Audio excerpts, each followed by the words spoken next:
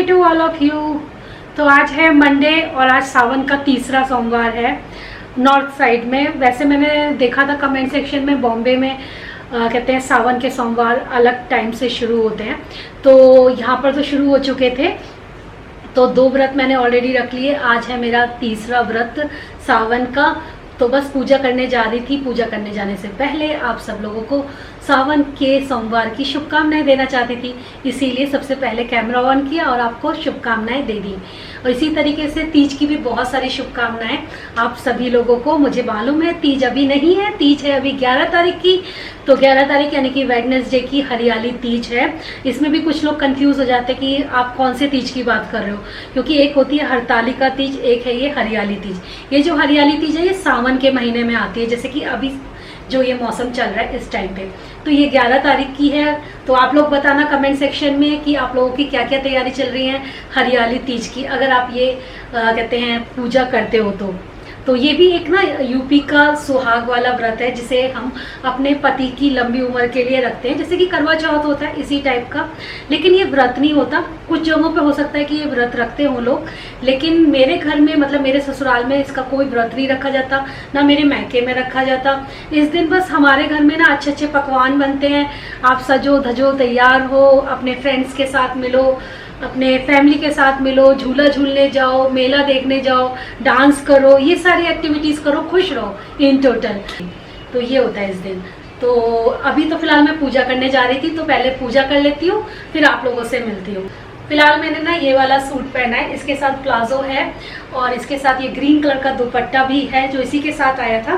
तो मैंने सोचा जब सावन चल रहा है तो क्यों ना ग्रीन और येलो वाले कपड़े यूज कर लेती हूँ, क्योंकि इस मौसम में अच्छे लगते हैं ना। पूरा येलो कलर का है, इसका जो प्लाजो है वो भी सेम येलो कलर का है और इसमें ना ग्रीन कलर का थोड़ा सा वर्क हो रहा है ना, तो इसीलिए इसके साथ ग्रीन दुपट्टा है। चलिए पूजा कर लेते हैं।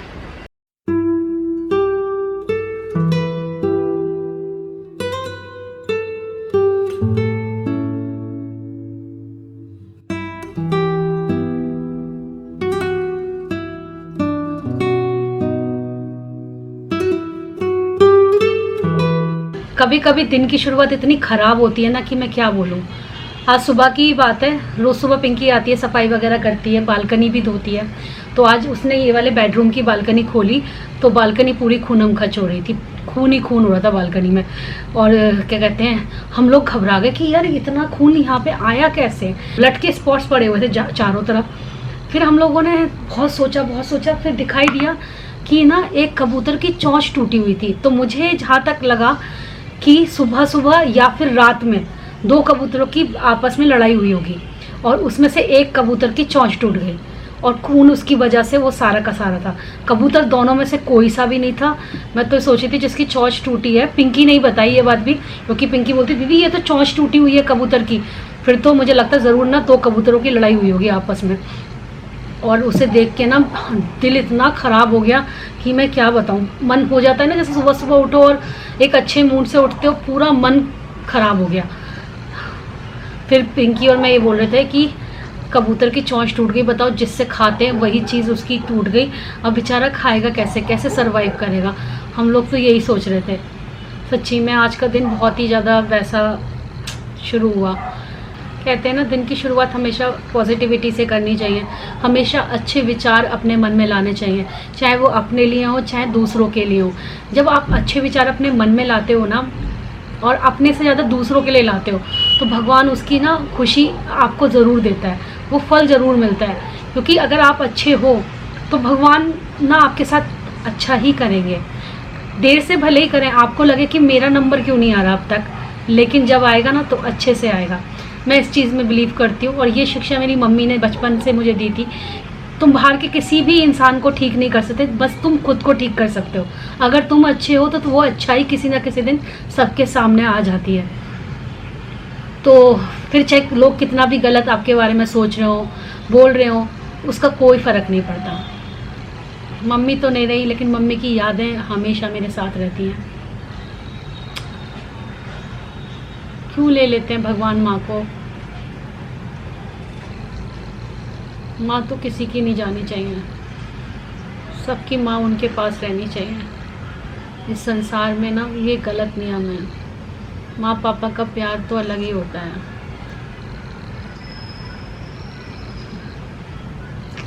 खैर, आज दिन थोड़ा सा ख़राब शुरू हुआ है तो माइंड में भी ना वैसे ही विचार आ रहे हैं। क्या हुआ मफिन, भूख लग रही है, खाना चाहिए? आ जाओ, चलो चलो चलो चलो खाना बनाते हैं। चलो चलो आ जाओ आ जाओ आ जाओ आ जाओ, चलो खाना बनाते हैं तुम्हारा। Muffin sit down muffin. Oh good boy, good boy. Instruction सीख लिया। Good boy. इसे भूखी लग रही है, भूखी लग रही है आपको, बहुत तेज भूखी लग रही है। कितनी तेज भूख लग रही है सबको बता दो। बन रहा होता है ना तो इसका फेस देखो ऊपर ही रहता है ऐसे। पहले जब ये छोटा था तब तो ये वो भी भौंकता भी था। हाँ, अब भौंकना बंद कर दिया, बैठ के देखता है कि कब मिलेगा। बचपन में ये वेट नहीं कर पाता था, अब वेट करना सीख गया है अभी भी, लेकिन पता है ऐसे पैरों के बीच में से निकलता रहता है। आजकल मफिन को अपने खाने में दही पसंद आ रहा है। ऐसे फैंसी आर्ट करके देना पड़ता है ऐसे। इसका खाना भी बहुत फैंसी तरीके से सजा के तब देते हैं हम। गुड इवनिंग, शाम हो चुकी है और दोपहर में मैंने इतनी छोटी सी एक नैप ले ली थी और जब मैं सोकर उठी तो मैं सोची थी कि आज भोग के लिए क्या बनाऊं। 2 सोमवार से मैं कुछ अलग ही बना रही हूँ। पहले सोमवार को मैंने बनाई थी कूटू की पूरियाँ और आलू टमाटर की सब्जी और काशी फल, यही बनाया था ना मैंने। और सेकंड वाले में मैंने बनाया था समक के चावल, जो कि मैंने सारी वेजिटेबल्स डाल के बनाई थी। और इस बार मेरा मन कर रहा है कि एक बनाती हूँ स्वीट डिश और एक बनाती हूँ नमकीन वाली। तो नमकीन में मैं सोच रही हूँ कूटू की पकौड़ी, कूटू की नहीं यार, सिंघाड़े की, क्योंकि कूटू ना मुझे डाइजेस्ट नहीं होता अच्छे से। तो मैं बनाऊंगी सिंघाड़े की पकौड़ियाँ जो दही के साथ अच्छी लगती हैं और ठंडक भी रहती है दही के साथ। मैं चटनी के साथ नहीं, दही के साथ खाती हूँ इसीलिए। और जो दूसरी चीज बना रही हूँ स्वीट डिश में, वो मैं बनाने वाली हूँ आज साबूदाने की खीर। साबूदाने की खीर बहुत यम्मी लगती है, तो सबसे पहले मैं उसी की तैयारी कर लेती हूँ। उसके लिए मैं क्या करने वाली हूँ, आधा कप के करीब साबूदाना लेकर उसे 4-5 बार अच्छे से वॉश करके भिगोकर छोड़ देती हूँ, क्योंकि उसको भीगने में थोड़ा समय लगता है, तभी वो अच्छे से बनता है। तो फटाफट से उसकी तैयारी कर लेती हूँ। पहले सिंघाड़े की पकौड़ी बनाने के लिए आलू कट कर लूंगी, तब तक ये भी हो जाएगा इधर। तो मैं इसके लिए ना आधा कप ही साबूदाना लूंगी और इसे बहुत अच्छे से वॉश कर लेती हूँ। साबूदाना थोड़ा ही लीजिए, बहुत ज्यादा ले लेंगे ना तो क्या होगा, फिर वो दूध में ना बहुत ज्यादा मिक्स हो जाएगा, मतलब गाढ़ा हो जाएगा, फिर वो खीर नहीं रह जाएगी, बिल्कुल एकदम गाढ़ी सी लुगदी सी बन जाएगी। तो इसीलिए साबूदाना हमें कम ही लेना है। 2-3 बार तो मैंने टंकी के पानी से धो लिया और 1 बार मैंने एक्वागार्ड के पानी से, जिससे कि तसल्ली हो जाए कि हाँ भाई सही है। और इसे ना अब दूध डाल के भिगोना है।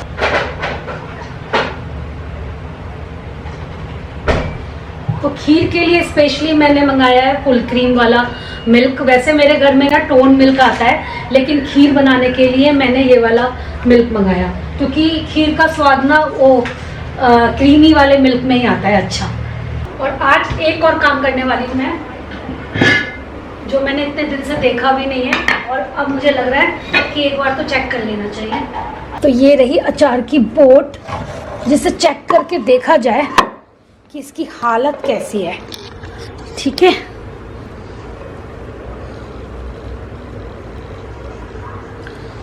ओफो, ऊपर से तो अचार हो गया है खराब। अचार की हालत तो खराब हो गई, इसको निकालना पड़ेगा और जो सही अचार है उससे रहना देना है।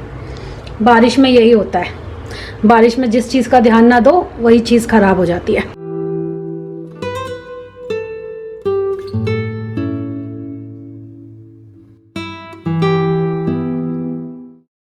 बाकी अचार तो ठीक है, बाकी अचार को कुछ नहीं हुआ। थोड़ा बहुत जो ऊपर का खराब हुआ था वो मैंने हटा दिया।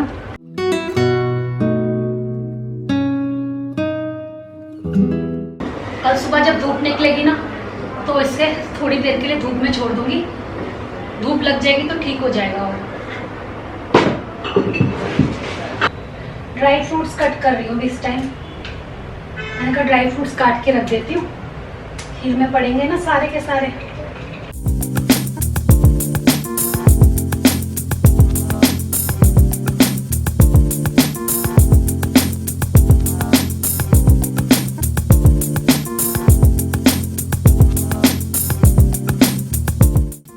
सिंघाड़े के आटे की पकौड़ी बनाने के लिए यहाँ पर मैंने आलूओं को पहले धो लिया और उनको छोटा छोटा कट कर लिया। कुछ लोग ना उबाल कर भी बनाते हैं सिंघाड़े या कुट्टू के आटे की पकौड़ी, लेकिन मुझे ना उसमें ज़्यादा क्रिस्पीनेस नहीं लगती, तो मुझे ये वाले बहुत ज़्यादा क्रिस्पी लगते हैं। तो इस तरीके से मैं बना लेती हूँ, बिल्कुल फ्रेंच फ्राइज जैसे क्रिस्पी हो जाते हैं और दही के साथ बहुत अच्छे लगते हैं। धनिया पुदीने की चटनी के साथ भी आप खा सकते हो, लेकिन मुझे ना दही के साथ ही पसंद है।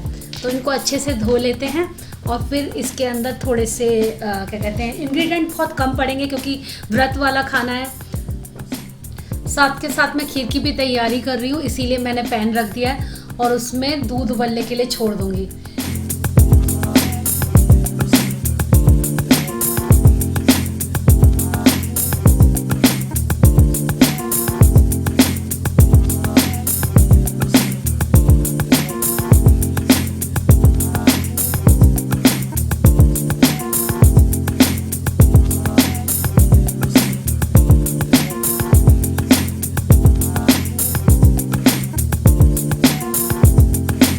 तो यहाँ पर मैंने खीर की पूरी तैयारी कर ली है। काजू ले लिए, बादाम ले लिए, खरबूजे के बीज ले लिए, किशमिश ले लिए। यहाँ पर थोड़े गुनगुने से दूध में मैंने केसर भी मिला दी है।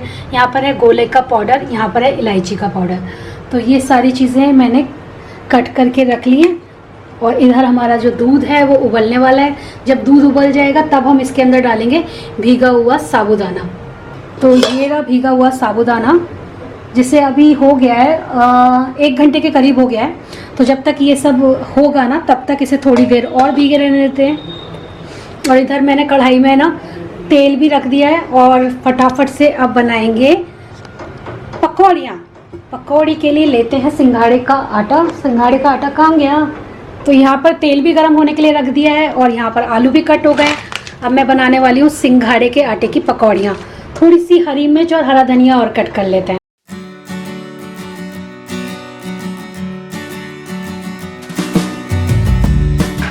दूध में ना 1 उबाल तो आ गया है और ये भी चेक कर लेती हूँ मैं साबूदाना वो किस कंडीशन में है इस टाइम पर। साबूदाना ना गल जाना चाहिए, जैसे कि अभी गल गया है।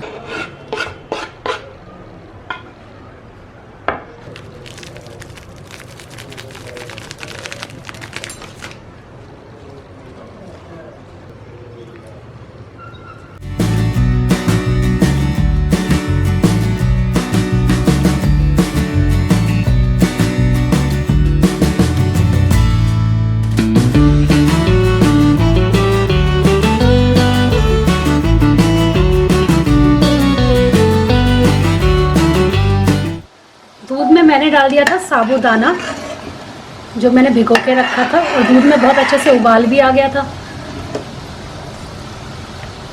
साबूदाने को तब तक पकाना है जब तक साबूदाने का एक एक दाना ट्रांसपेरेंट ना दिखाई देने लगे। तो अभी थोड़ी देर और पकाते हैं इसे।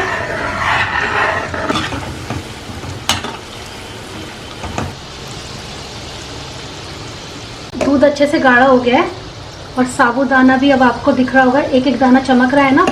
तो इसी तरीके से कर लेना है। और अब मैं इसमें ना डालने वाली हूँ एक केसर वाला दूध जो कि येलो कलर का हो गया ना, तो इससे अच्छा सा कलर आएगा।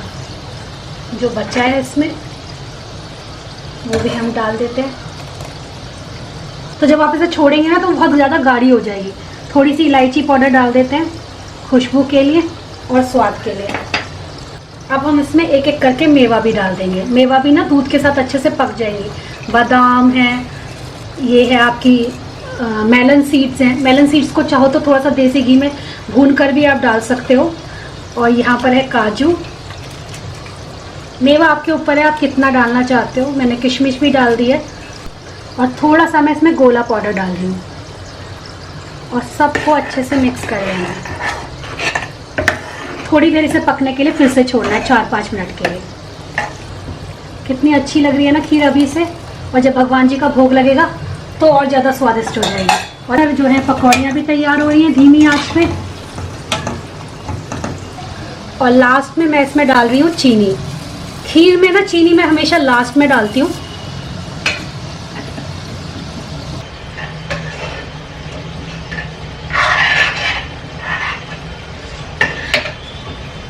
बिल्कुल रबड़ी जैसी लगने वाली है ये खीर, बहुत अच्छे से बन गई है। और इस टाइप का जो खुला हुआ बर्तन है ना, इसमें पकाना आसान हो जाता है खीर को। वैसे मेरे पास कोई बड़ा भगोना नहीं है, तो मैं हमेशा इसी में बनाती हूँ, और इसमें बनती भी बहुत अच्छे से है। हमारी पकौड़ियाँ भी रेडी हो गई और खीर भी रेडी हो गई। तो आज का जो सिंपल सा भोग था वो तैयार हो चुका है। तो सबसे पहले भगवान जी को भोग लगाएंगे। आज सुबह से मैंने 2 पेयर खाए हुए हैं। पापा लेकर आए थे ना फ्रूट्स, तो मैंने 2 पेयर खाए थे और एक आलू बुखारा। आलू बुखारा थोड़ा सा खट्टा था, वो होता ही है, थोड़ा सा उसका टेक्सचर खट्टा होता है, लेकिन पेयर जो था वो बहुत मीठा था, मतलब मज़ा आ गया उसमें, इतना जूस था, बहुत टेस्टी था पेयर। तो अभी बज रहे हैं 8, तो थोड़ी बहुत तो भूख लग रही है मुझे। सुबह के टाइम में कुछ भी नमकीन नहीं खाती हूँ ना, तो रात होते होते थोड़ी सी वीकनेस हो जाती है। आदत हो गई है ना, बिना नमक के गुजारा नहीं चलता है, तो रात में तो नमक का ही खाने का मन करता है कुछ ना कुछ। मैं सोचती हूँ मीठे व्रत में कैसे रख लेती थी पहले, बृहस्पतिवार के मैं मीठे व्रत रखती थी, वो सभी लोग रखते हैं।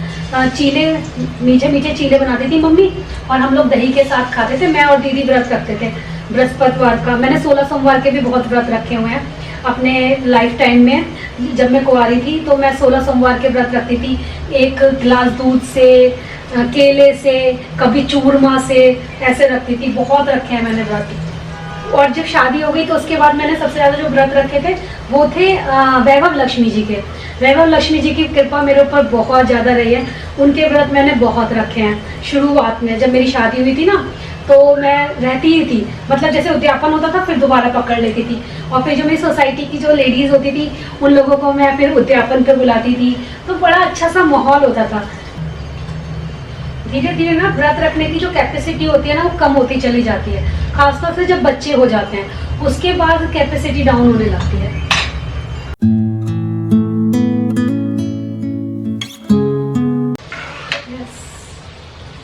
साबूदाना की खीर अच्छी लग रही है।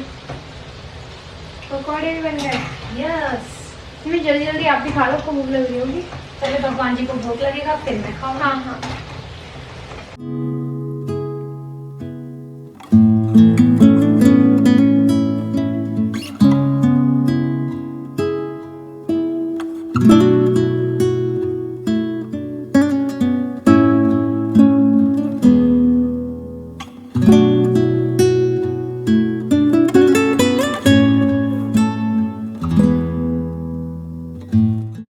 तो मेरा तो आज का दिन कुछ ऐसे बीता। आप लोग बताना कमेंट सेक्शन में कि आप लोगों का आज का दिन कैसा रहा। तो इस मीठी सी स्वीट डिश के साथ मैं इस ब्लॉग को यहीं पर एंड करती हूँ। मिलूंगी कल आप लोगों से फिर से एक बहुत ही अच्छे से ब्लॉग के साथ। तब तक के लिए बाय बाय। और खीर जो है वो काफ़ी अच्छी बनी थी। अगर आप मीठा कुछ ढूंढ रहे भगवान जी को भोग लगाने के लिए तो खीर बहुत अच्छी लगती है। और बाकी सारी चीज़ों में थोड़ा समय ज़्यादा लगता है, खीर बनने में इतना टाइम नहीं लगता, वो साइड में पकती रहती है, बाकी के काम होते रहते हैं। चलिए bye bye. I will see you in my next video.